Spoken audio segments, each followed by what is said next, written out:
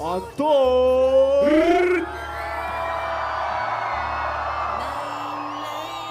Pe scena asta Sparg bomba de parcă-i TNT.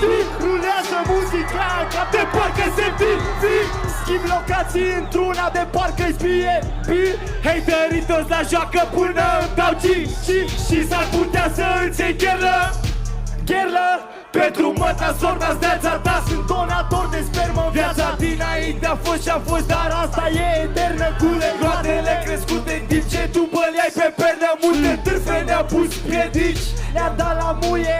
Nimeni niciodată n-o să poată să ni se suie. Nici măcar până la un dege. Le fumăm ca niște cuie. E fixă la care zice că el zice că nu e. Păcate spălate, manevrele date, concerte ies flame, cu pupici de la fane. Trebuie să dispară, fac orice ca să ajungem pe roade. Merg la show, văd familia, sar toți în mișcare. Vorb în studio, paradis culio.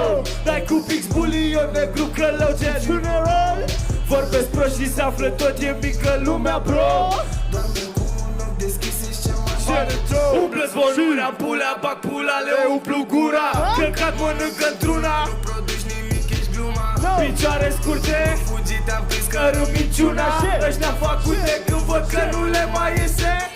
Nu le mai iese guma, nu le mai iese suma. Nu le mai iese Coaie mai nimic, s-au dus cu turma. Se tot întind ca guma, cred că o să le spun lumea. atâta liniște enormă. Vezi, bradă, vine furtuna.